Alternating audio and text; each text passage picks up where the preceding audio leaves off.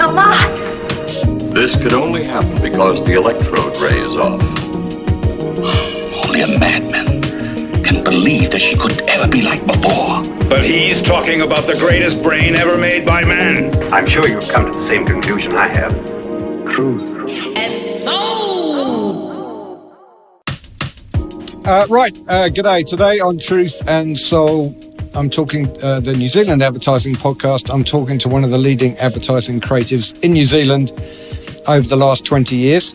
So he told me, Mike O'Sullivan.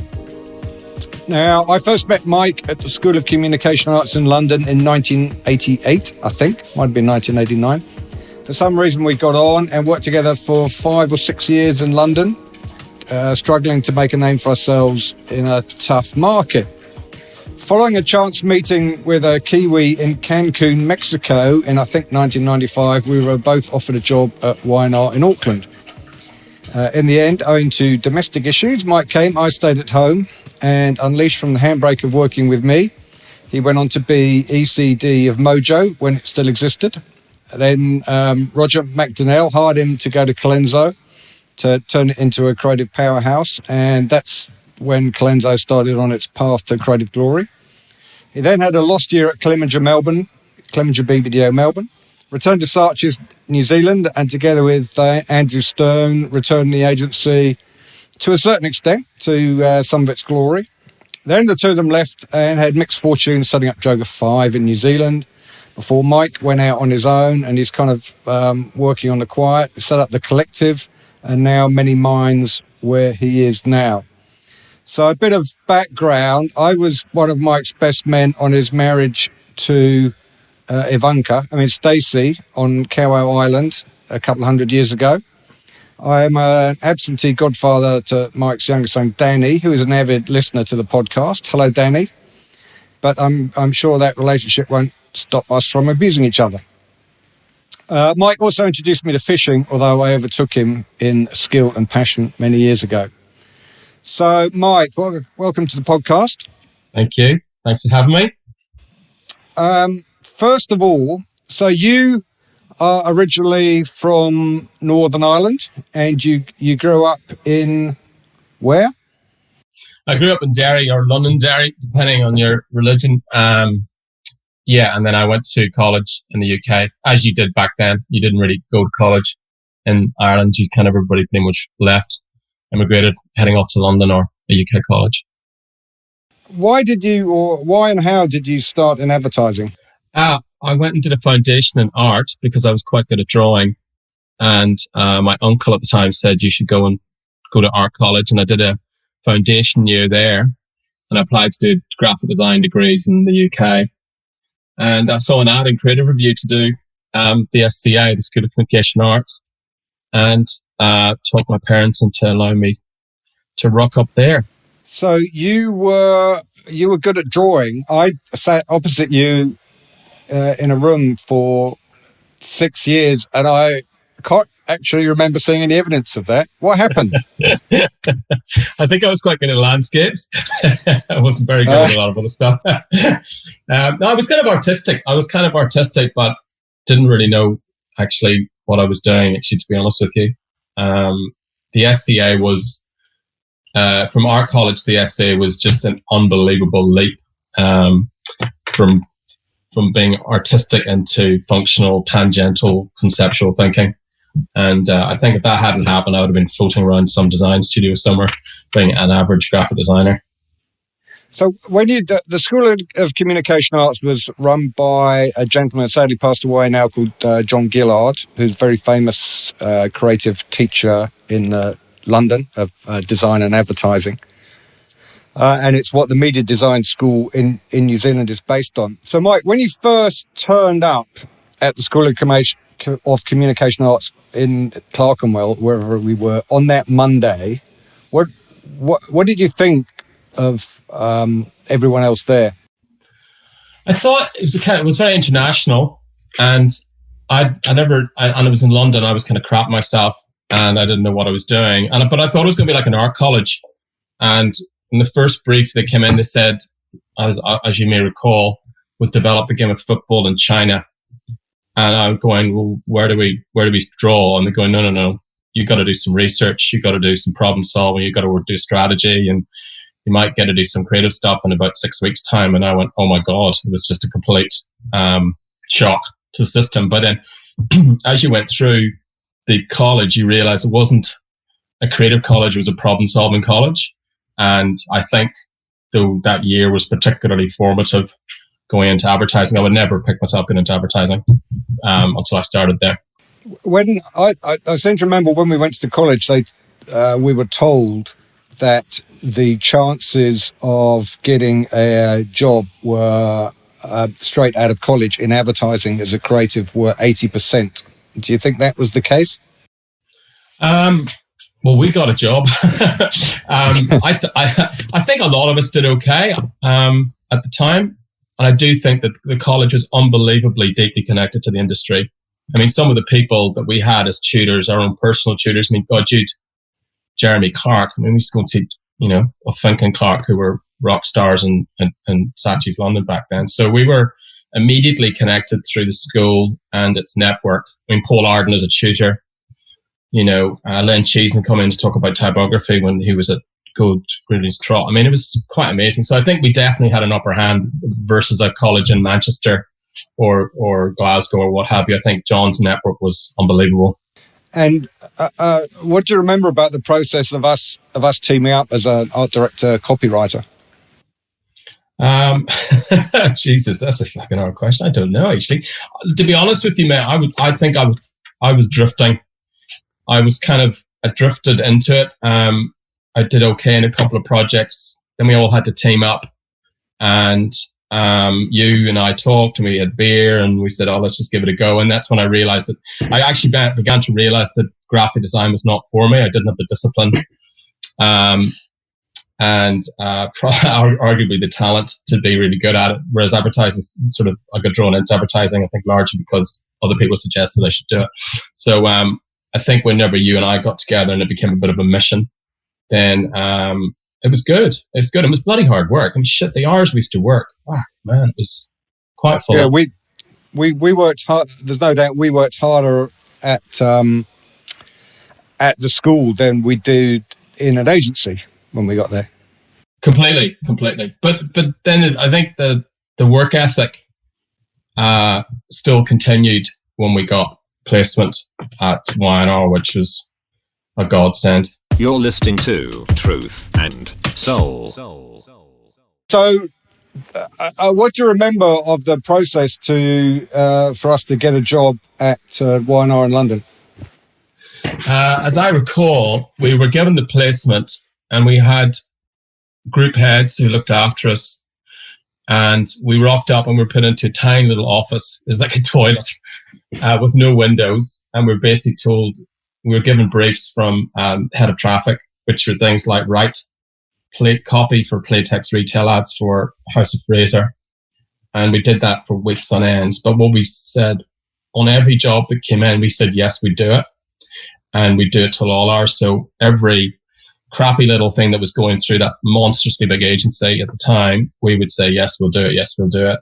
And as I recall, Jack Vaughan, who was the then executive creative director, who didn't even know who we were, I think, slowly extended our placement by, I think we're getting paid very little, if anything, and then we got paid a bit, and then we get paid a bit more. But we just hung in there, and we always said yes, and we were always there after 9 o'clock. And eventually, I think they said, "Oh, we'll give you a 3-month trial," as I recall it, unless I'm mistaken. So, yeah, I think that's very important for guys on placement. I think there's no doubt that it was quite a large creative department. I'm guessing 18 teams. Yeah, probably. Probably even more than that. It was huge, absolutely huge. When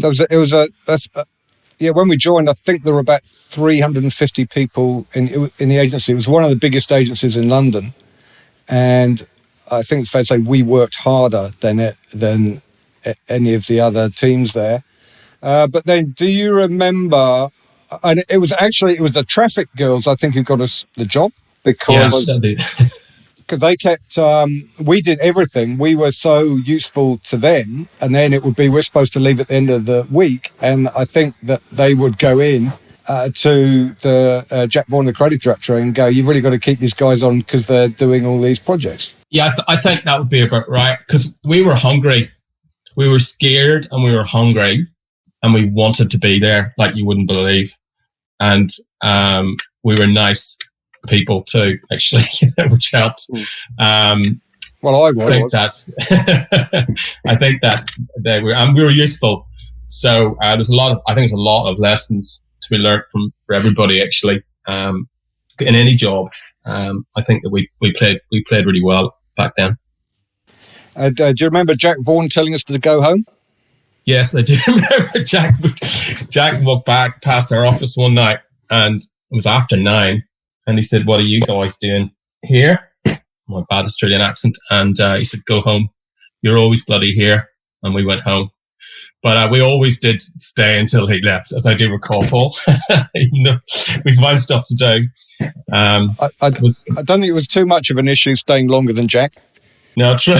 That's true. And there was a beer fridge, which was fantastic. So we were always sorted. And you were a big smoker in those days. I sure was. Was I allowed? I'm not even sure. Did I smoke in the office? I can't remember. Absolutely. Yeah, I did. God, it was a tiny office. But it was home, It was home, and it was a rock and roll time. It was a rock and roll agency. Some of the stuff we were doing.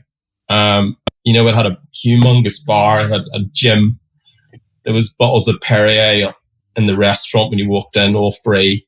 It was pretty glamorous. Certainly from the little kind of crappy little college sort of existence as students we'd had for the year prior. And do you remember some of the early projects in the first few years? Any of the good stuff that we got out? I think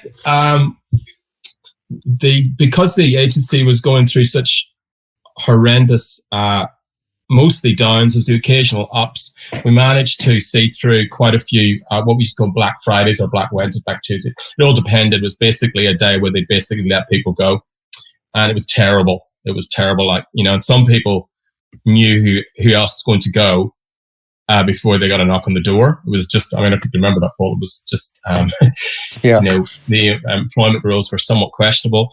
But I think we saved ourselves a couple of times by getting good work out. And we did one project for Courage for Magnet, which went on to get into D&AD, which was fantastic. And then we did another thing for Director's Bidder, which did quite well on the award front as well, which is pretty good for us. It took us a couple of years to get the work out, but it was quite good work in a brewery. And then we did Sugar Puffs, the Honey Monster, for years, which was good from a travel and a shooting point of view. And but it was, we had a pretty good run. Did a lot of travel. Oh my God, the amount of travel we did was pretty amazing. Yeah, I think that the spending our first few years there and seeing so many people unfortunately getting made redundant around us and some, shall I say politely, some varied abilities in a senior management team, I think was a great learning process for us of the bad side of an agency, and I think helped us in the future. Oh yeah, I definitely agree, because I think if you weren't on your A game, so if there's any degree of complacency or lack of hunger, and you're just gone basically. So I think again we were just always saying yes to stuff. We were always really focused. We always did our hours. And even though we were kind of moving into being from junior to middleweight, we were, we were still the go-to guys for stuff. So I think you're right. There's a lot of people who would get the tap on the door and be gone, who probably weren't as up to not up to it. They were up to it, but I think they were just a little bit complacent. Back then, there was so much change in the London industry, and particularly in that agency, that you just had to be on your A game the whole time. Yeah, I think we were coming out of the 80s, and we didn't work in the 80s, but everybody says that was the time to be in advertising. And I think people where we worked had such a wonderful time that they weren't used to London was going through a recession at the time. And people, I think that blindsided a lot of people, and they carried on as though it was still the 80s. Yeah, I think at the time, it was a kind of a place of contrasts where people were losing their job one minute, and then you'd work. I remember you and I worked on a job for a car brand over the weekend, and we came in on Monday morning, and there's a bottle of vintage Dom Perignon on both of our desks. And I'm thinking, oh, it's a bottle. It looks like a bottle of Prosecco. It was like a £200 bottle of £200 bottle of champagne. Like, you had that sort of people losing their jobs. The next minute, let's go to Canada for 2 days to look at photographs in business class with limousines. It was just, I think you're right, it was just the kind of 80s hangover combined with the reality of people suddenly losing their jobs and income and drinking and depression and the whole thing. So it was pretty crazy, fun but crazy. Yeah, there was at one point I flew to New York for, I don't know, 2 or 3 days in order to present a campaign internally to Y&R New York. And I don't think I was actually employed by the agency at that time. I think I was still on placement. It was crazy. Didn't pay 10 grand a year or something like that. Yeah. The airfare alone was more than your salary. Oh, I remember eating breakfast at the hotel. We go to eat breakfast, and that was like $75, and that was kind of more than I earned in a week. And the suits go, oh, don't worry, just sign it off. I'm like, what? So tell the story of what we were doing in Canada.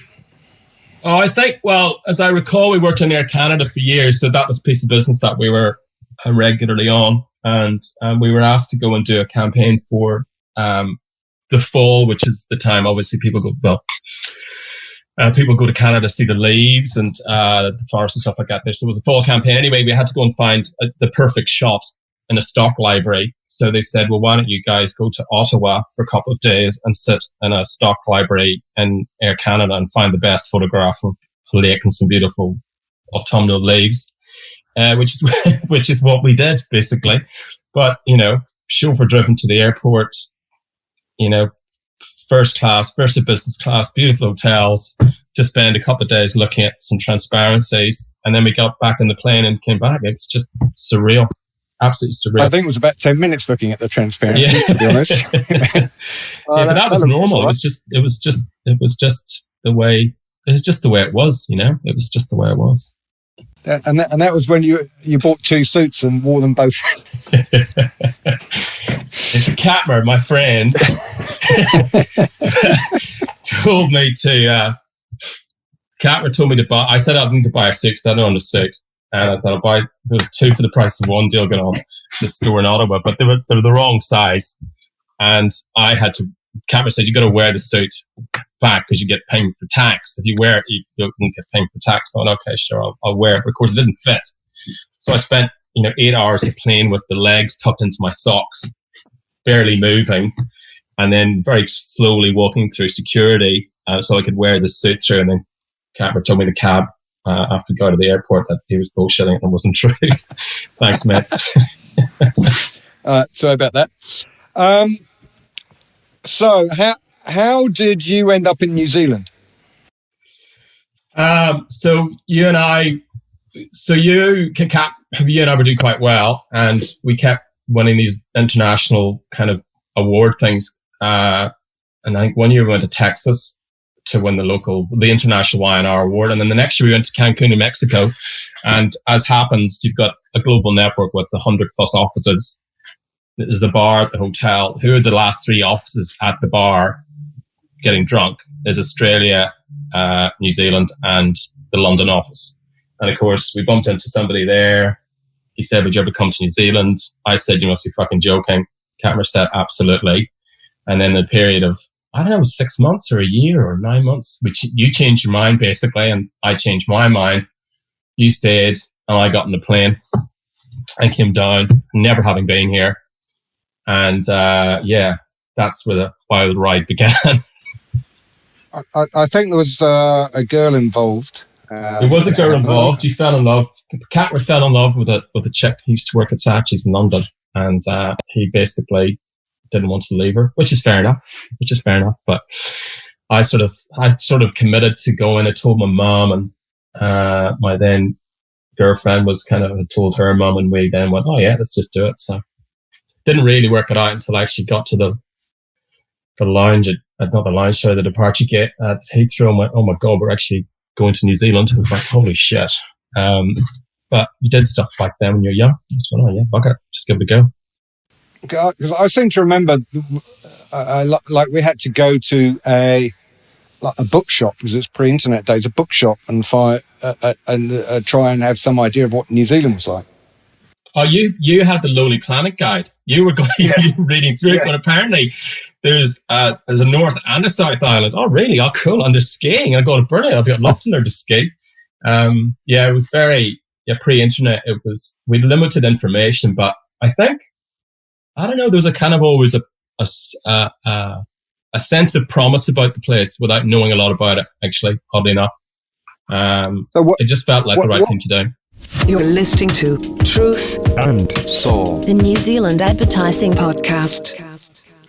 What was New Zealand advertising like when you got down there? So this was about 1995. So it was late 94 when I arrived. Right. And gone from this big rock and roll office in London to Y&R Auckland, which was on Takapuna Beach. I kid you not. 3 or 4 story building overlooking the beach, Rangitoto, sunshine, powder sand beaches. It was just like quite surreal, absolutely beautiful and amazing. Y&R back then was a solid business, but it wasn't doing great work.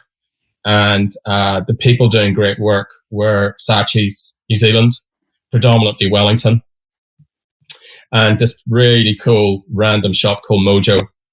Other guys were doing some good work, definitely not Colenso. I don't know about GDB back then, but it was Saatchi Wellington was probably just really cranking up to be the world-class agency that it ended up being. And then Mojo was just quite a different kettle of fish. And you went from Y&R to Mojo? Yeah, I lasted 3 months because I kind of, I knew, I with the help of John Darby, who was my writer at the time, he said, oh, look, you probably shouldn't really stay here because you're going to miss some opportunities. And I was starting to get itchy feet. I was questioning whether you can go back to the UK or not. And I was interviewed at Mojo, and it was just mind blowing. It was just the most amazing, mad, chaotic place.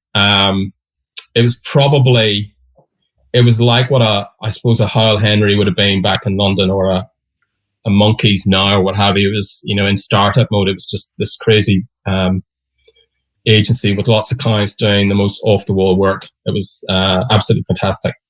Who interviewed you? Graham Wills, who was the CEO, and then they had this thing where the creatives kind of interviewed you. So I had a couple of senior creative people interview me, and they went through my book. And back then, like, the creative department was people like so Steve Soucy, Steve Asen, Mikhail Gurman, who is partners with Karen Walker. So Karen and Mikhail were coming and going. Luke Nola, who went on to make amazing television. There was just people, Sandra Bergam, like just the most amazing, talented bunch of people. It's just extraordinary. And they all did lots of other stuff. They did TV shows and printed magazines and wrote books, and they were just, quite an amazing group of people. I've got to say, I felt so insecure and inadequate creatively, surrounded by this mad bunch of people who just were just off the wall, and doing amazing work in all sorts of creatively different ways. So how did this socially and culturally inadequate Irishman end up as creative director of that eclectic mix? Well, it Mojo by default was chaotic. So it had, at one time we had Darren Spiller, Andy Lish, Sean Cummins, Lockie McPherson, myself, all creative directors, all in the same office space, working trans-Tasman, and plus all these other people who came and went. So it was just it's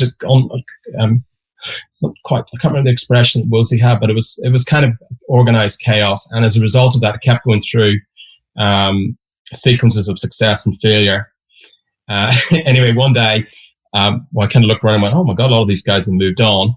And as happened, somebody said, oh, look, Sean Cummins has gone and set up his own shop, and Lockie's gone over there, and that is, do you want to be the creative director? And there was Rich Maddox and I, and Murray Watt, and a whole bunch of really cool people. And I went, oh yeah, sure. I was 29. I didn't know what I was doing. And Sandy Bergen was the managing partner. So Sandy and I started running the agency together with about 50 people, I think, maybe 45. In its heyday, it was probably about 80 or 90 in Auckland. It was really busy. So you had some good years there. You got a sense of what you needed to do to succeed creatively in the New Zealand market, and then Roger MacDonnell called. Yeah, so we were kind of young and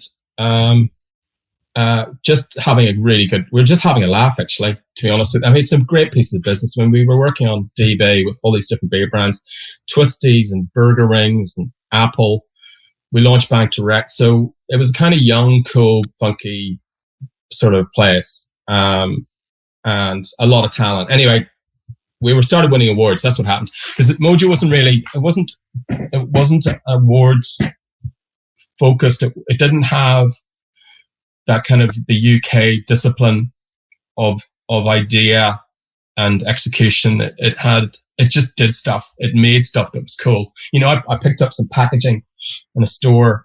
I went, oh my God, who did this? And it was a couple of creative guys from Mojo. It was just fucking fantastic. It would have won a D&AD Gold had they entered awards. They just didn't do the award thing. So what happened, I think, at Mojo is that as time went on, we started entering awards, something that Mojo hadn't really done before. They just made cool stuff. And the first thing I think Rich, Murray and I worked on, we won a couple of one-show golds for Apple computers, because we launched the Rocketbook back then, which was cool. And that sort of was the beginning of us kind of getting noted.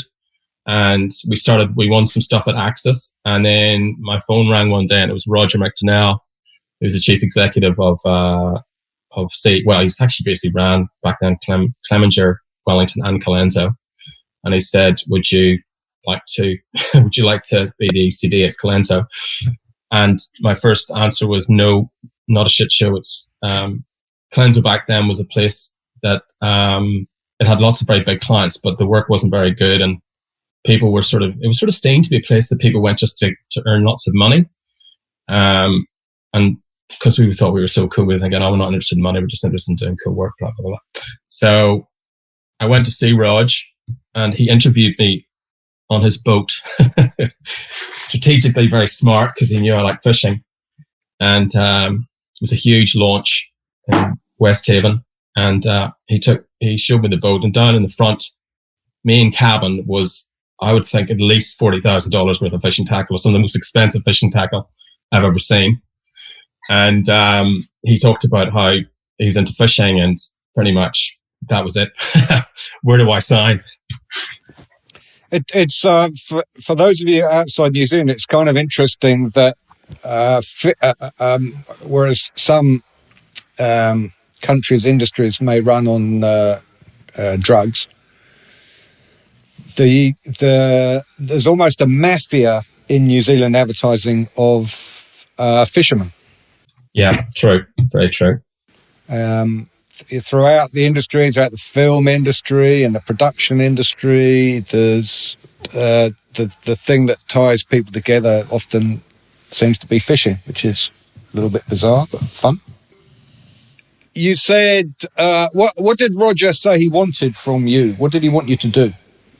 He said, he was really clear because Rog, in his own right, was a creative director, really good creative director, and wrote, the Crunchy ad and stuff like that, and had an amazing creative history. He said, look, now, bear in mind, Colenso was a very successful agency. It wasn't in trouble or anything. It was actually, and it was huge too. It was the biggest agency in Auckland by some stretch, actually.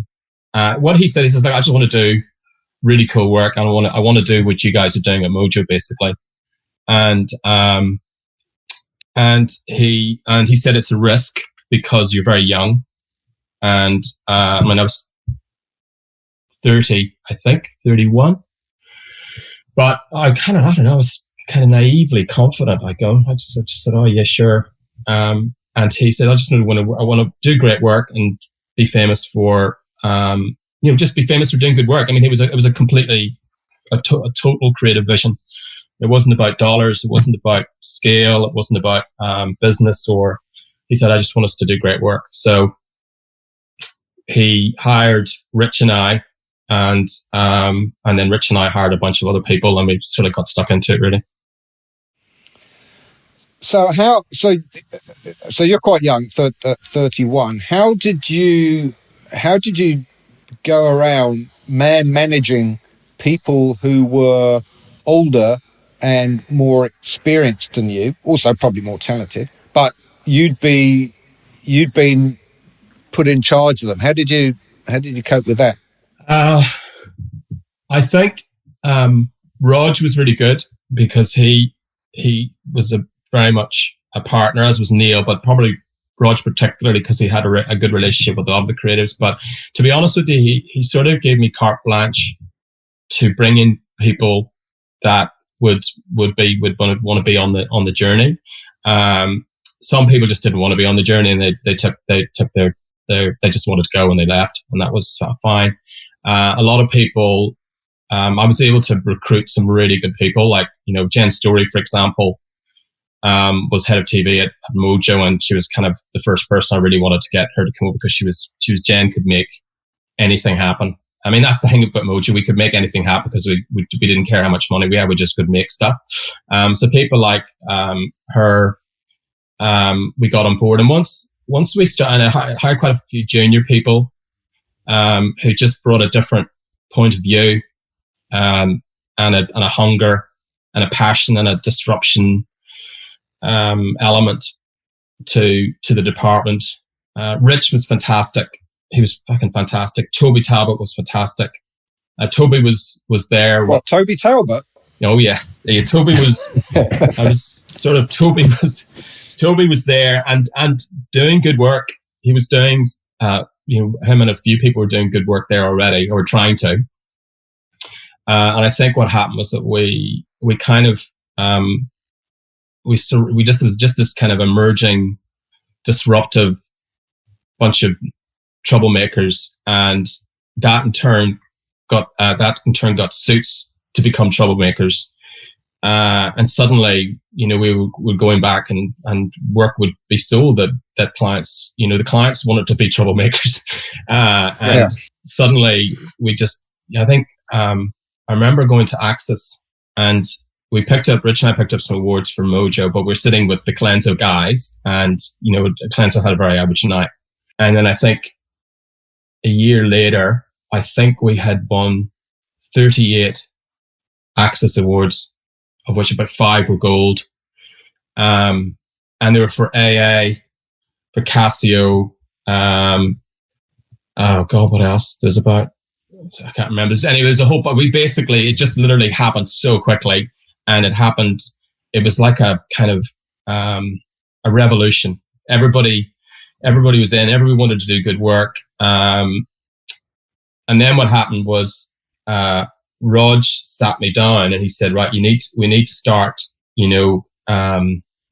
focusing on the business. And I saw this kind of creative run was fantastic, but he said, you need to start learning more about the business side of it and the scale of the clients and the scale of the work, and understand how strategy works and stuff like that. So, I mean, he always kept me on point, I was always learning, often getting smacked get back in your box, do this, do that.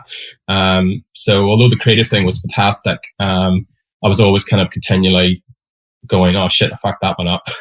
And, look back and reflect on, think on things like knowing when you're wrong. And so I always use the example actually, which was Colin, James, and Darren and Cam when they presented a campaign to me, and it was I looked at it and I laughed instantly.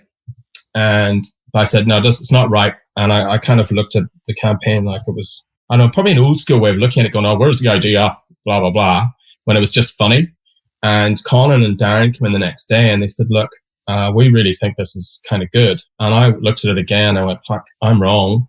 And they're right. And they did it and the client bought it. And I don't know, but 2 years later, I was judging Clio or something in the States, and there it is picking up awards. And that's maybe because I'm not right.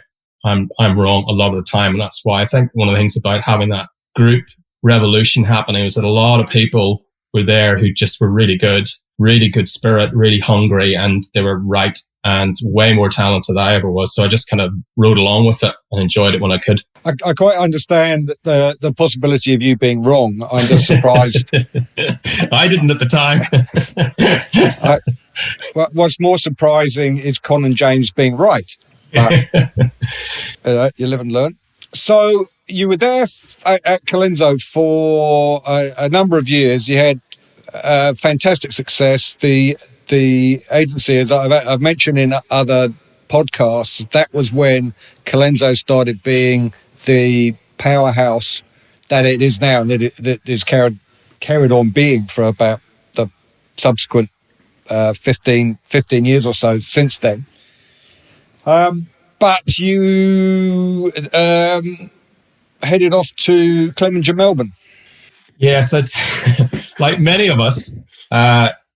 You get to a level at ECD or Chief Creative Officer where you kind of you just have an itch and you need to go and do something else. And I mean, yourself included, Paul, Maddox, Josh Moore, the whole lot of us get to the point where the networks call and you go to Australia. So I took that call, and it was a mistake basically, for a whole bunch of reasons actually. And I think that, I look back now and go, oh, I did that wrong. I should have done this and changed that and da. But, I still, even if things if I'd been enjoying the job, I was still desperately missing New Zealand. We said, oh shit, we can replicate our lifestyle that we have here in Melbourne.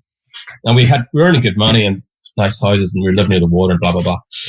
But for the life of us, we just couldn't go and hire a batch and go fishing or do any of the stuff that we take for granted here, purely because of the scale of Melbourne. Auckland is a big town, Melbourne is a big city, and suddenly a lot of the stuff that we kind of took for granted just wasn't there. And I just desperately craved. I just wanted to go out in my boat, and I wanted to go and sit on a beach without having 1,000 people there, and be able to walk on a pier without having 1 million people all trying to catch squid, down in Lorne and what have you. So I think when Rocky called, which was so not cool at the time, from being a Clemenger guy for so long, I just said yeah. I said I was keen, although the job itself was going to be really hard. Both my wife and I said, let's just go home. Justin, just going back to Clemenger, I mean, my story of my experience doing a similar kind of thing in Australia, or save for another podcast. But what was it that was not making you happy at Clemenger? I think that I probably didn't have a strong chief exec partnership with the partner, the chap who's running it. He was a great, really good guy, but all eyes were followed leadership from the group. And I think that if I had probably somebody, if he and I had been better paired, I think we probably would have had a better run at it. If it had been Roger and I, it would have been a completely different story. But that's just the way it is, And I think that's one of those things that, on reflection, I probably and Roger did warn me. On reflection, I probably should have taken that into account instead of just going, I just need a change. And that's what happens. I think a lot of creative people just go, I just need a change. And that was not the right reason to go there. And as well, it's interesting that encapsulation in a paragraph of why you didn't enjoy your time in Australia is pretty bloody similar to mine, to be honest. In terms of CEO relationships, I think the other thing is that there aren't many agencies in New Zealand to go to. If you're reasonably well looked after ECD of one of them, there's only like 2 or 3 other ones that you could go to. True. And if there aren't any jobs going, there is nowhere to go. So that does kind of maybe force you. So you were in Clemenger Melbourne, not particularly enjoying it, and you got a call to maybe come back to New Zealand. Yeah, so Rocky called me, and I didn't really know Rocky, and he said, would you be interested in coming and running Saatchi's New Zealand?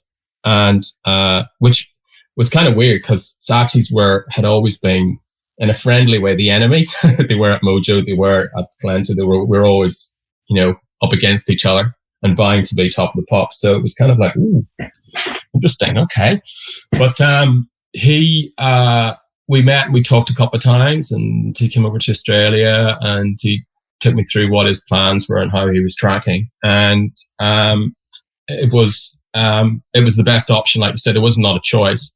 I was asked, there was a couple of gigs overseas in UK and stuff, which came up again, as you do, because that's the journey you go through if you're a ECD. And New Zealand was calling. So I signed up and started in 2004, I think.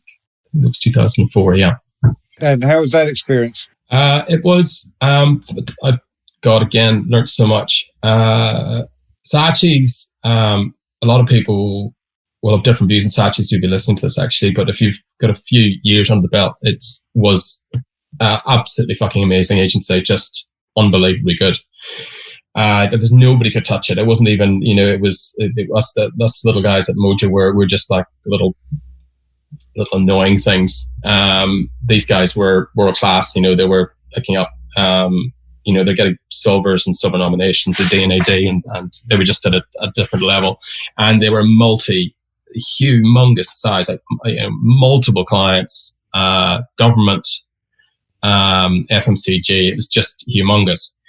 What happened, however, is that as agencies, particularly big ones that are really successful, have a moment in time where magic happens, and that magic period happened, and then 1 or 2 key people left. Probably, I don't know what year it was, probably in really early 2000s, maybe late 90s. And slowly, I think what actually happened was that the foundations of this amazing entity were slowly crumbling, and that's sort of where Rocky and I sort of came in, because when we came in and had a look under the bonnet, it wasn't 100%, and we had to have a lot of very, very honest conversations, or should I say, clients had very honest conversations with us about where we were at and what they wanted from Saatchi. So it was quite there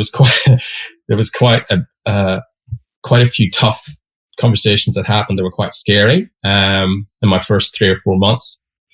And I had to listen to a lot of anger and from clients. A lot of reasons for that. There's no one particular reason. I think it was because the office was spread across Wellington and Auckland.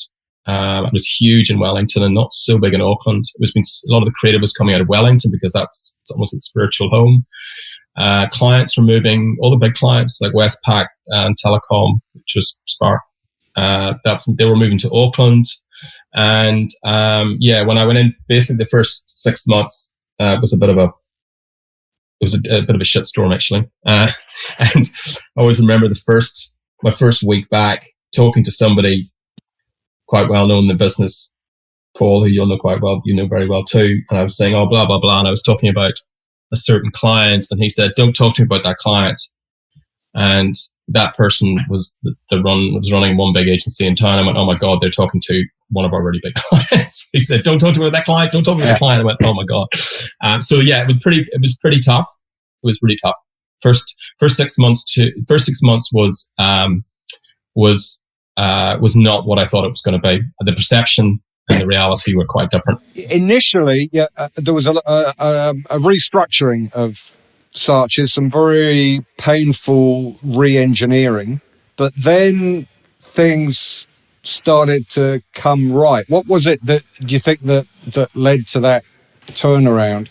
I believe that success, and not just in advertising, but in corporate, in any business, is where magic happens, and magic happens with the right people in the right place with the right attitude all at the right time.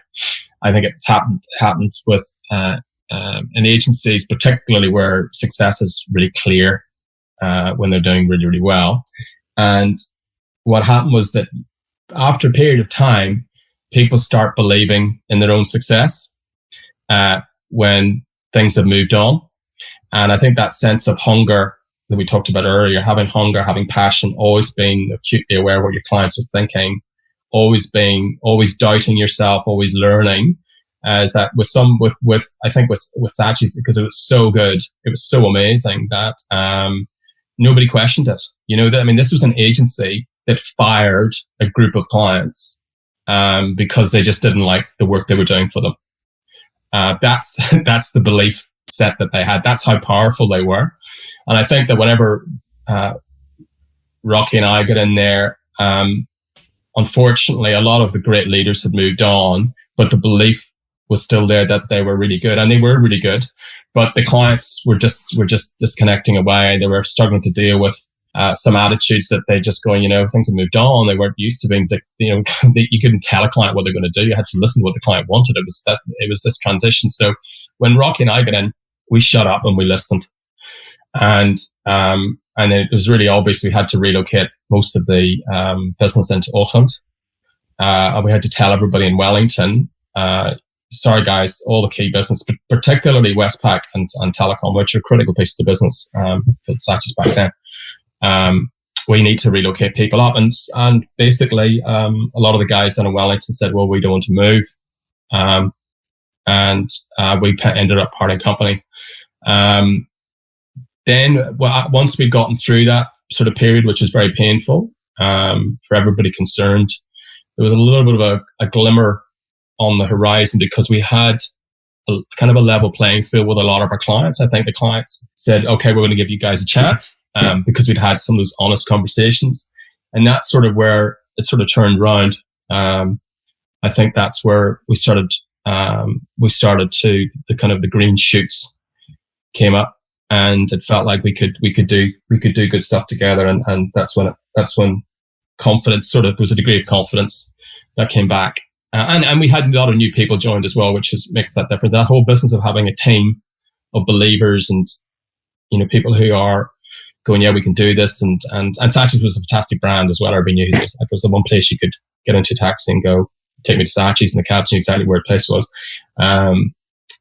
So we had a lot of people who were new, they were hungry, they were passionate, and it sort of slowly got back on its feet. It could never get to the point it was because it was just that's just like heights that could never be achieved, I think, by any agency ever again, actually. But we certainly started doing better anyway.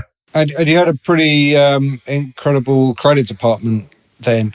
People have gone on to great things.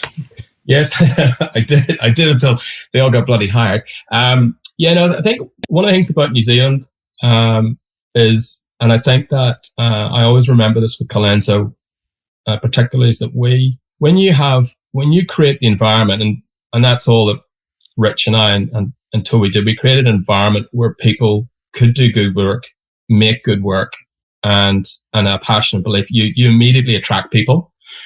So I always remember Leo Permudico, who I'm still in touch with, who's running this agency, which is like, it's the equivalent of Droga 5 in New York. It's just unbelievable.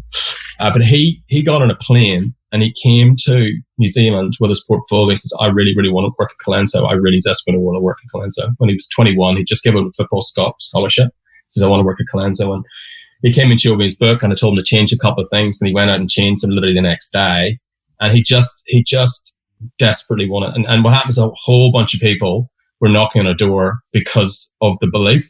The same thing happened at Saatchi's. We attracted people because they wanted to do good work. We attracted a lot of people from Australia, lots of people from Australia, lots of people from the States, people from the UK, because of the work. And it wasn't money. I mean, yeah, sure, we paid well, but there was a real, I can do great work and I can do really well for my career if I do this. And a lot of them did not like New Zealand as well. To be fair to say, they found it a bit behind. But, in one fell swoop, these guys who came, they worked with us at Saatchi's. And then in a matter of, I'd hate to think, it was not a lot of fun for me personally, but half of them went off to become chief creative officers in agencies around town. And the other lot get hired by Droga 5 in New York, White & Kennedy in Amsterdam, 180 Amsterdam, DDB Sydney. Like literally, it was a fantastic department, but I could only have them for a certain period of time because they all went off and did brilliantly very, very soon afterwards. So some of these people actually talked about them in I think we're a bit with Toby podcast with Tony Talbot, Matty and Dave. Yeah, Dave Bowman and Matty. No, is that right? Yeah, Matty and Dave. Yeah. And Americans. Oh, Jay and Andy. Yeah. Well, Jay went off to be ECD at Saatchi's New York, and Andy was ECD at Leo's in Australasia, I think, wasn't it? Yeah. So a lot of them did really well, actually. Okay, so you had a great run at Saatchi's. You won lots of awards, lots of Agency of the Year awards. And restored it, if not to absolute pomp that it was in say the late 90s, but it was in a pretty good shape. So you and Rocky left. Yeah, as you do. I think like Colenso thing, the project was over, and I just mentally was disengaging, and unfortunately, people who work for me remind me of that. They said, "Oh, we could tell that you had moved, you'd sort of drifted on." I didn't know what, to be honest, I just didn't know what the hell I was doing. I just didn't know what to do. And going, I had a couple of job offers, which. So Mark, was it absolutely a sense of, well, I've kind of done that. I need to have another challenge? Yeah. So it was, but it's not. That makes it sound, it's like I've knocked that one off. It wasn't like that. It was like kind of, once you've done, you've done the juries, every year, because I was in the worldwide board, we had to deliver really good work. Saatchi's, one of the hardest things about Saatchi's is that it had the hardest KPIs. You had to do well at the FEs. You have to do work that people love, so you got to do a fair go favorite ad. I think in year 2, I think we'd 4 of the 5 finalists at Fair Go Best Ad was us. We had to win, Cannes Lions. We had to win new business. We had to retain big clients that we've had for years. So you continually had all of those kind of plates you had to spin. So that is quite tiring as a job, and obviously retain talent, attract talent. Et cetera, et cetera. So I think after, I can't remember how many years I was there actually, but 5, 6 maybe. But by the end, by the time that I was heading, I was getting distracted. I just didn't have the energy to keep doing it, and I don't know, I had an itch I couldn't scratch actually. And I know now probably what I should have done, but back then I knew I didn't want to stay where I was, but I didn't know where I was going to go to. I think for me, tell me if I'm wrong, but maybe it's that kind of feeling. I won't say Everest, but say you've just climbed Mount Cook. You go, brilliant, we just climbed Mount Cook. What do we do now? And they go, right, well, you've got to do that again next year. And you're like, well, Yeah. it becomes it becomes a chore, maybe. Yeah, I think there's a circuit which everybody, those guys who are running big agencies will know. You know, you do the awards and you're doing the FAs and you're doing this and you have to, and you can't. So there is. You're right. But I also think I think as a creative person that you can only do the routine for a certain period of time because it's just a creative thing. You have to go and do something else. And I think that's what was wrong. I mean, I wish I'd known exactly what I was going to do. I just didn't know what I was going to do. I just knew I didn't want to keep doing what I was doing. And that's why I basically resigned. And I just wanted to get out. And then Lily was kind of a drift, actually. It was a bit of it wasn't a bad time, but it wasn't a great time either. It was kind of very strange. And so you guys went off and started up the New Zealand Droga 5. Yeah, so we were going to do another network. I knew Droga. I've been known Droga for years through just doing juries and stuff. And then I knew Nobby really well because Nobby set up Sydney and Nobby and I had run Saatchi's. He ran Saatchi's Australia and I was running New Zealand. And we had a... Sorry, for our less advertising educated listeners, Nobby's real name is... David Nobby. David Nobby, yep. Yeah. So basically, Nobby and I had a fucking awesome... For a trans-Tasman relationship, we had it totally nailed. It doesn't happen very often where you're running. We often had joint pieces of business. But Nobby and I, we had a great relationship. We both love good work. We had good people working for us and we were quite like-minded. We both sat on the global board at Saatchi's and we were just, we had a lot of fun together. In fact, they came to Auckland for lunch, for a joint lunch with us, Saatchi, the entire Saatchi office. I can't remember what year it was, but we all had lunch out by the airport and then I got on the plane and went home. So we had a very close relationship. Anyway, Nobby was doing Droga 5 in Sydney. I said, would David be interested? And it kind of happened basically. It happened through discussions. We talked to David in New York.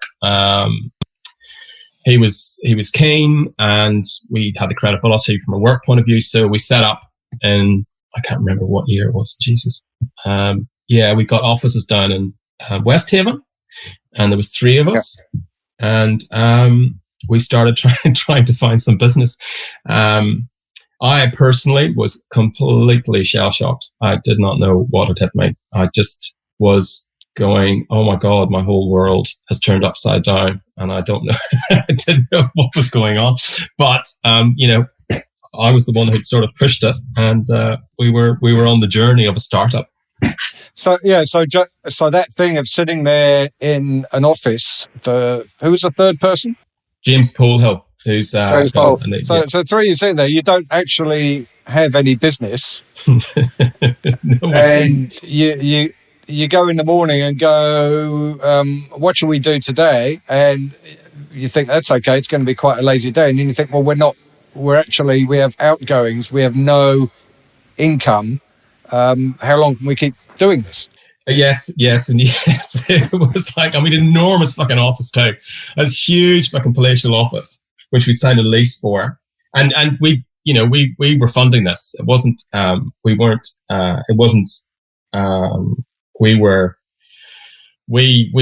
put the money in to get it going. So it was fucking mad actually. But we won a bank. Basically, we pitched for ASB and we went from 0 for 3 people to 25 people in a matter of weeks. And we were, it was all go.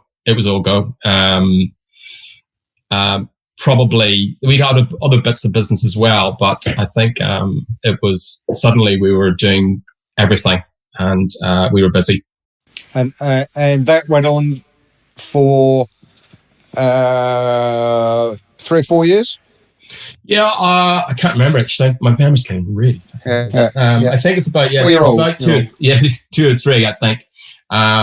In hindsight, probably what because it was a great piece of business, really good client. Actually, clients were awesome. We had a lot of fun with those guys actually. But it was being a bank, it was all consuming for a small organization. So we were doing other work for other clients, but we were not getting the growth in other categories that we probably needed to. And we were so busy doing our day job that it was difficult actually. Why?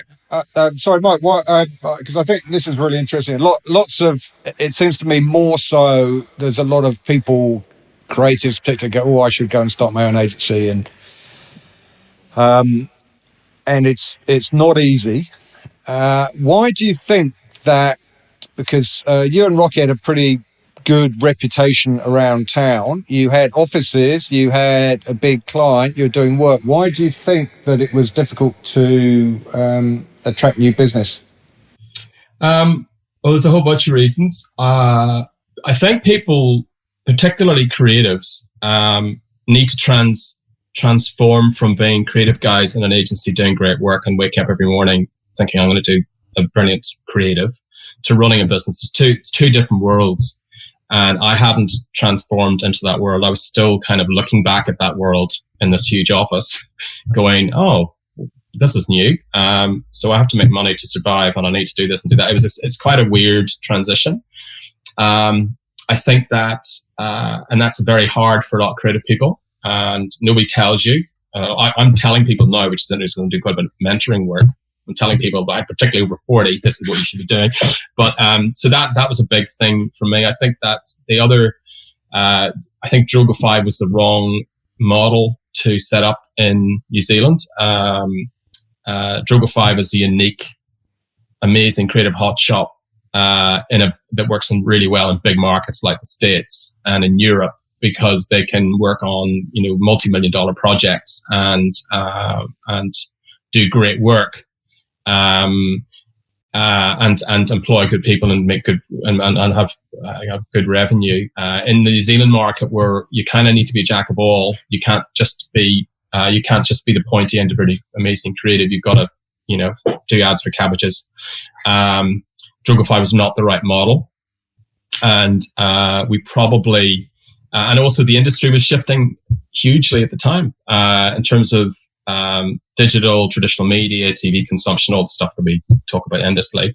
So it was a really interesting kind of, all these things were all going on at the same time, and it was the dust didn't settle for quite some time. It was only post Droga 5 that for me it became really clear what needed to happen. But when you're in betwixt that sort of world of the creative, rock and roll part of the business, versus, doing whatever it needs to make a buck. It was a really interesting time actually. And, really good, really educational. I learned so much from it. And it was also a very successful business. Rocky, ran it really well. And we did good work and But it was, for me personally, it was a big transition. And I think any creative person who's thinking, oh, I'll just do a startup, you need to, seriously ask yourself why and what it is that you're going to go to market with and what's going to be unique. And you also need to keep revisiting it. In this day and age, it's not just enough to go out and do a startup and we're going to do great work. It's something that you probably need to revisit every 6 months to a year, so you're continually relevant and you're providing something that clients will always want. Well, I think it's what tech startups call pivoting, although I think maybe in the ad world it's more slight pivoting. In the States, they talk a lot about independent agencies going for niche markets, going for the farming market or the health market, or in Droga 5's instance, going to take what in America are small projects, but in New Zealand would be giant projects, off the big people, where they go, we're going to have a little punt. We'll just spend $20 million having a little punt on this project. We're going to get the best creative brains in to do it. Whereas in New Zealand, I think you're right, and it's really difficult to do that because the market just isn't big enough, and you end up having to do everything. That's right. And if you can't, then they'll find somebody who can. And that is not the world that I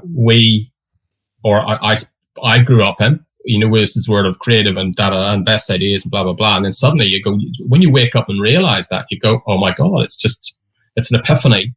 And you sort of move on to, right, this is what I need to do. This is what I need to do to repurpose. This is what I need to succeed. And that was, when that moment happened, it was fantastic actually, and quite a relief actually.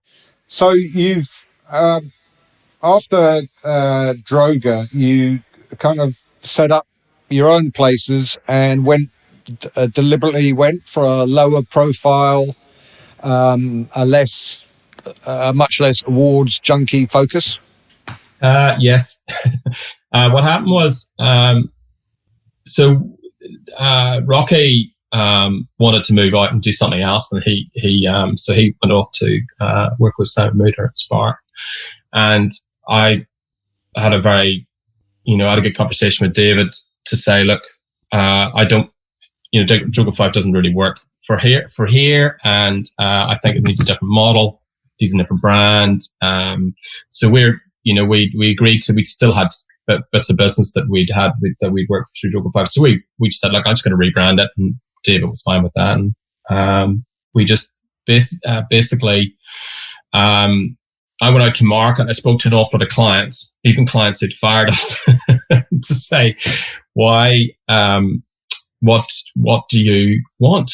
What do you think the new world of marketing and creativity looks like? And it was considerably different from what I thought it was. And the collective was my attempt to answer that. And Many Minds is a very similar model to the collective. Nothing's really changed in terms of the model, but it was born out of research into market and finding out specifically what the needs were. And now I think it's pretty unique, but it's a whole combination of factors. It's definitely the awards, that world, as I say, you go from the creative world into the business world. I look back and those has been fantastic days, but they're gone now. And now I'm in a different world and I'm enjoying it probably as much actually, which is kind of cool. So what are the in a nutshell, what are the kind of different principles that Many Minds use as opposed to the traditional agency model? Well, first of all, we don't have many clients on retainers, because the first thing the client says, we don't want to go on retainers. We want to be project. And then if you do a good project, you probably get another good project, and you get another good project, which is the way our business works. We know a lot of people because we've been in the business for a long time. So we've got this amazing network of old clients who we end up working with, which is terrific, which has helped a lot. We're pride ourselves in being good and fast, and we're good. When you say we, is that you and Stacey? Well, I think it's really interesting when people say, "Oh, you have a contractor's business, don't you?" and suddenly make you sound like you kind of just have these freelancers who come into the office and sit there and do creative and walk out. But the way the business has changed so exponentially now that there are more freelancers now than there's ever been. And we have got lots of different people, freelance editors, designers, packaging guys, media, strategists, There is, one of the things that people said to me, oh, you won't have a culture if you do that. We've got a culture. We've just got a culture of people who like all working together. We just don't sit in the same office together. That's the difference. That again, I didn't know that, but I'm sure other companies who do the same thing feel it. And now, particularly during this new world that we're living in, we're going to see that happen more and more and more. So I guess what I'm trying to say is the culture, this contractor culture, is gone. It's not even the word contractor isn't the right word. It's people who love working on lots of different projects and are quite happy to come into the office or work from home or do a Zoom call or what have you to make good work. And I think that's happening not just in our business, but across every business. And post-COVID, it's going to be the norm. It's a great thing to have culture. Culture, what I talked about with Colenso, where you've got believers, even at Saatchi's, and now we've got people who are still the same thing. We just aren't playing cricket down the corridor and down the agency bar on a Friday night. And in the process of fission, a tiny fraction is left over. Fishing's great. Let's get some fish. Okay, well, thanks for that, Mike. Good luck with that project. And I'm now going, I think we've done very well in that we are here in the middle of a lockdown, and that was the first mention of COVID-19 and all of that, and the effects that it will maybe go on to have on our business. Now, I'm going to ask you, I got some questions from our listener, several of our listeners, and I'm going to ask them, and I will not be judging the quality of the questions, but I'll ask them anyway. Ben Simmons-Gooding, who was, I don't know what he's doing now. I think he was in Amsterdam at some stage. I think he's back in the UK. He worked with us at Y&R London, who's a kind of sort of Boris Johnson figure, I think it would be fair to say. Oh, hang on. Boris is in hospital. Best wishes, Boris. Ben says, Mike, when you were learning your trade at Y&R London, did you really immerse yourself in the products of your clients, including Foster's Beer, KFC, Sugar Puffs, Haagen-Dazs and Walker's Crisps? You always seem to like getting to grips with a product. Yes, the answer is correct. As Paul, you will support that, as we did many a familiarity trip. I do think we do J&B whiskey in Scotland. We did. That was a good one. The Director's Brewery, the Magnet Brewery in Middlesbrough, Sugar Puffs in Slough, I think it was, wasn't it? I mean, yes. So the answer is yes. We did a lot. And Cronenberg in Strasbourg, and probably my favourite was a week in Montreal and Toronto, understanding how Air Canada operated as an airline. I never got on that one. No, you didn't actually. That was me and Blakey. I think there's an element of fat shaming in Mr. Simmons-Gooding's question, and I'll point out to you, Ben, if you listen to this in London, that Mike is now reborn, has given up smoking. He gave up smoking before me, I think, and is now a running individual and goes out running all the time, which is quite extraordinary because he struggled in those days to get it from one end of Camden High Street to the other. Anyway, next question. Conan James, never heard of him. When he's on a video call, does he still wear shorts? Yes, I do. Most clients are pretty cool with wearing shorts. I still love wearing shorts. I'm probably not formally dressed when meeting in this situation. I suspect we're both in shorts, T-shirts and lockdown jandals. Ken Buist says, this is a serious question, which is not really what we need, but there you go. How can we break the curse of short-termism?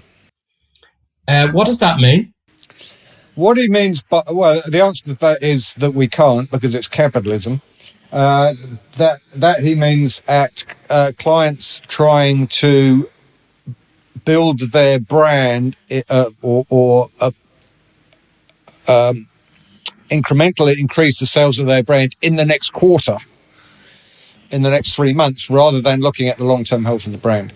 Yes. Okay. So I don't think we can stop it. I think I talk to clients about the speed of business.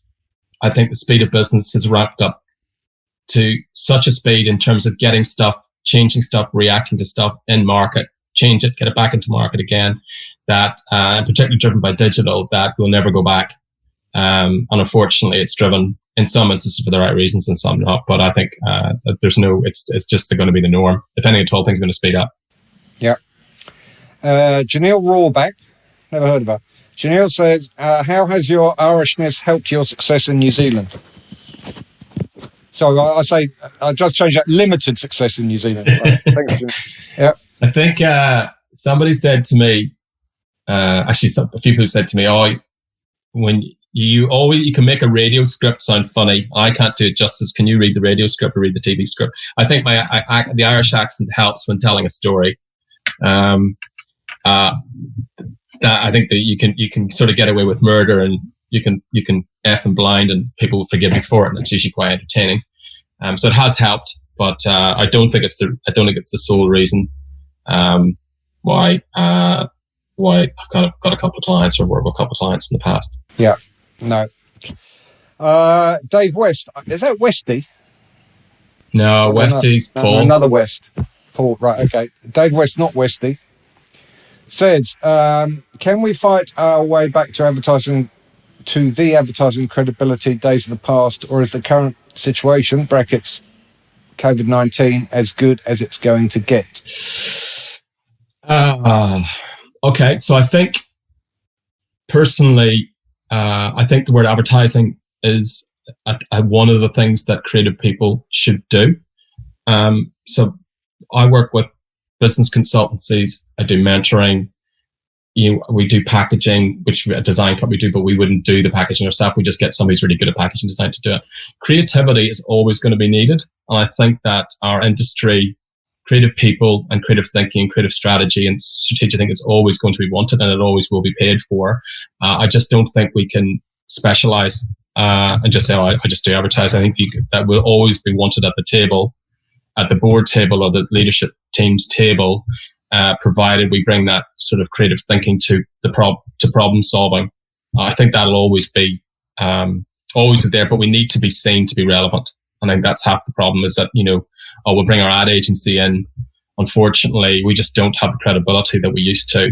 And it's up to us to repackage ourselves to lots of different, not just marketing, just to business generally, to show that we can help problem solve. We can think of solutions outside of, a radio script or a billboard or campaign, Yeah, I think that for the last, 10 years, the industry, or a lot of people in the industry, have realised that the current model is broken, but no one would, we've gone, it's broken, but what does a new model look like? And, nobody really knew. You have your thought with many minds, but it was, yes, we're ready to change the new model, but nobody knew what it is. I suspect that when we return out of COVID-19, we don't know what the model is, but it will emerge pretty soon, because things are going to be very different on the other side. Yeah, I think people, senior clients who want senior people in the room. I still think experienced people in the room, people with war stories. I think creativity is still super, super important. My God, it's just so absolutely critical, and it can change the world. So that's, if we all head towards that way, then I think there'll always be a place, because with the way that we think creatively, it's just different. We're just random, whether it's a planner or, a media planner or whatever. We just think about things differently. And I know that I've been at meetings where I've had a perspective and they've gone, holy shit, where did that come from? And they've listened and they've gone, oh yeah, that's different, So I think that's sort of where our sweet spot will be.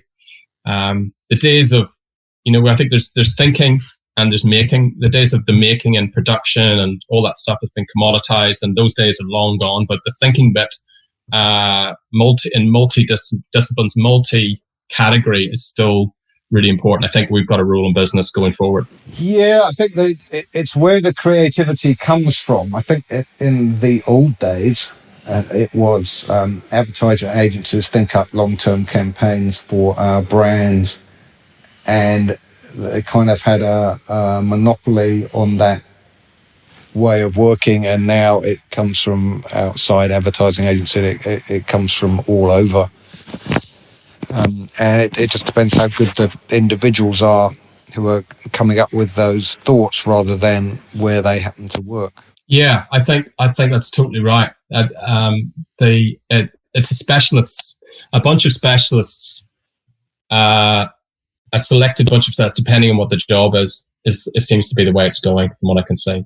And that's not to say an agency can't have it, because they do. They invariably have lots of really good talent and lots of different talents in their ranks. But out there now, there are so many people, and people even kind of in their 30s, mid-30s, who've done a little bit of agency, but have also super bright, super specialist, super intelligent. A client's going to I'll have that person in the room. I don't need to have 10. I'll just have that one person. Thanks. That I think is the way it's going to be. And I just can't see it. I think agencies will always exist. There's always going to be a need for large scale networks. That's not going to change, but there's this kind of area in the middle where clients won't want the big agencies, or they might only want one person from the big agency to be there. They'll want the right people, which is a mix of different people. Yeah. It's always difficult to judge who the right person is. Anyway, it's a question from Hugh McLeod. Hugh McLeod is a American stroke Scottish gentleman that Mike and I were at college with at the School of Communication Arts 30 years? Yeah, it was 30 years ago. A long time ago, yeah. And he forged a career for himself as he has an alter ego, Gaping Void, forged a career for himself as a kind of internet cartoonist. And I'm still in touch with Hugh via the magic of the internet. And he says, what do you think the difference was back then between, and he's talking about 30 years ago, between working for a big Yank firm versus working for a London-based firm? I'm talking before they all merged into big holding companies. I pointed out to Hugh that almost all agencies for a long time were big holding companies that we worked out. And he said, oh, yeah, but you guys were on placement at Legas Delaney for a couple of weeks back in 1989. Oh, he remembered that, did he? Yeah. We didn't. I mean, it didn't work for you. I didn't deal with. I suppose it did actually. I don't know how to answer that. Isn't it a cultural thing? Isn't it a cultural thing between the English and the Americans, and down this part of the world? Well, it's a financial thing, and I think that independent agencies have it really tough now in the middle of the coronavirus lockdown, because the agencies that are run by the big holding companies have resources to fall back on. And whilst there may be redundancies and pay cuts and so on, they have stability and some funds in the bank to see them through this crisis. Whereas if you're a small agency, and as you know, Mike, between us, we've started or been in a few of them, it's pretty tough. When you have no income, you have no agency. Yeah, I think you're right. I think small to medium and non holding company will be struggling, really struggling a lot. Actually, I think I feel for them. Actually, it's not a good place to be. But guys, if you can hold it together when we come out of this, if you can kind of shrink down and be ready to emerge like a butterfly on the other side, yeah, it's tough for now, but it might work then. Jonathan Horner asks, what's the smallest fish you've ever caught? We're going to be here all night, Jonathan. I think it was probably in your boat, Catmer. It was probably a very small snapper. Yeah, my fault.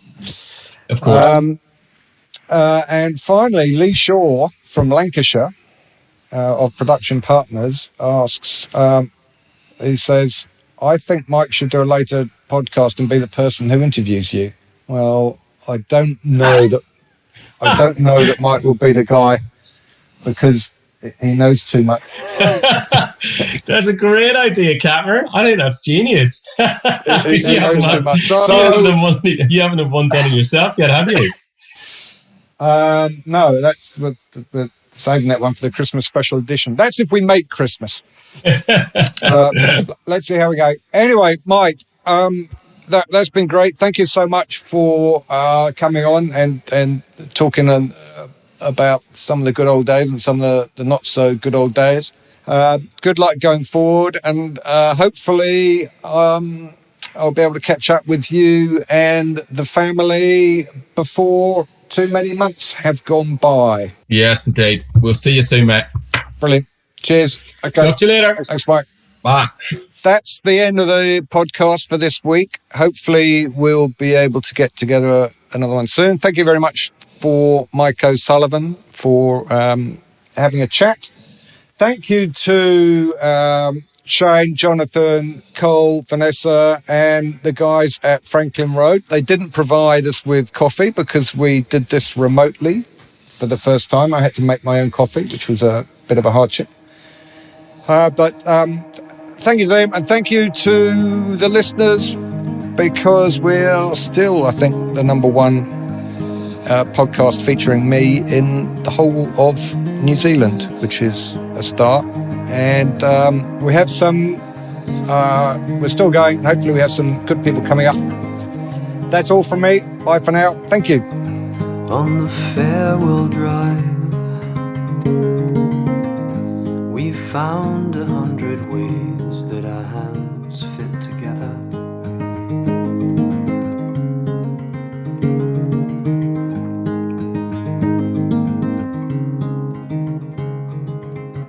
Centrifugal force pulls us apart as we spin.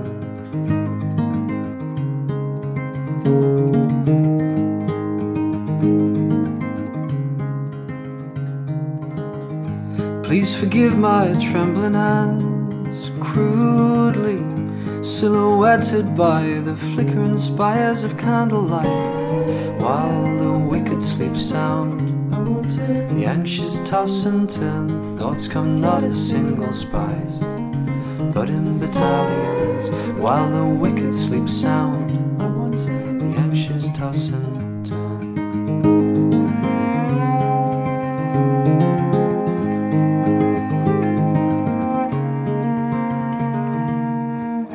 And it's at times like these that we understand our Father's fascination with dendrology. The family tree is losing its leaves.